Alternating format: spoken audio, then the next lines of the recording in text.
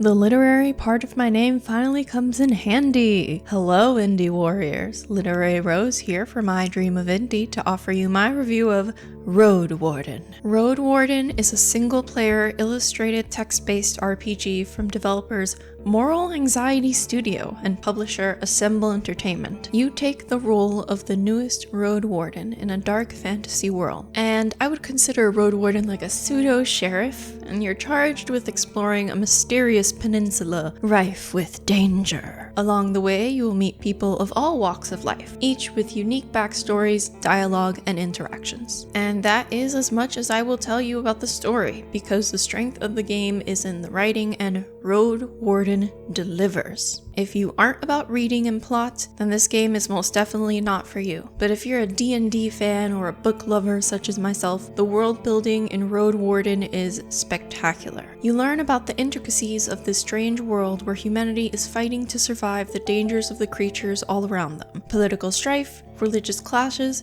and alliances all work together to tell a deeply interwoven story. The gameplay consists of reading, making choices through dialogue or action, managing your resources, solving inventory puzzles, and progressing your character's abilities. This is all done with a click of a mouse and some taps on the keyboard, specifically in the instances where you must rely on your journal and your memory to pry locals about particular people or locations by typing in the names. I would consider this a visual novel meets choose your own adventure book with light RPG elements mixed in. It is very text heavy, and the developers do offer deaf support in the settings where the sounds are described in greater detail. Speaking of settings, they're fairly simple. Display size, volumes, tutorial reminders on and off, narration text speed, and the aforementioned deaf support. In another world where indies get all of the money to make their games inclusive, I think a completely narrated version would have been fantastic, but for now we are reading the text only. Roadwarden is not a difficult game if we are judging it by the pew-pew game standards,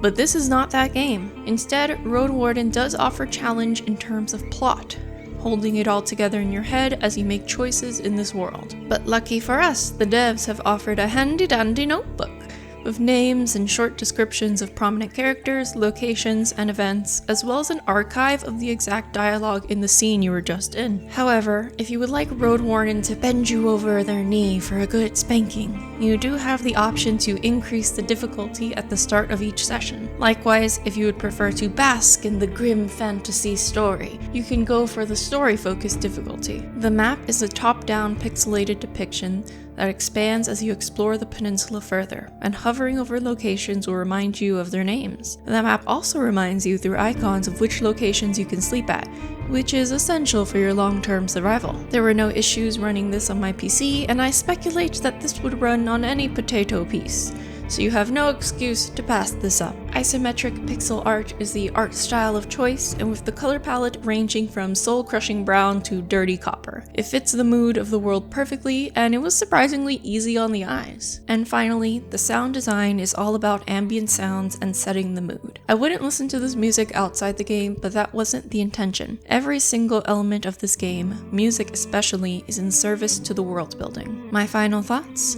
Roadwarden is a great adventure RPG visual novel that, while unimpressive at first glance, will grip you with the depth of its story and characters. Make yourself a cup of tea and settle in for this fantastical ride.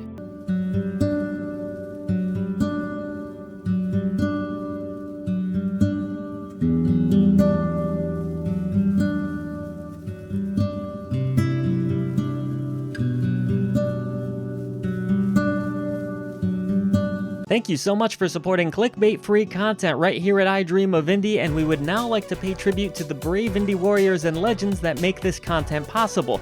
At the Indie Warriors tier, we have Bill, Adriana Amato, CJR, Julian Colbus, Ray Lynn, Marky Mint, Dave Harp, Peekaboo, Lex Noyle, Christian Cruz, PSC, Solaru C, Chic Geek, Ancha277, Acrophobe, Raphael Andrioli, Marty DMF, and Randy Pinball.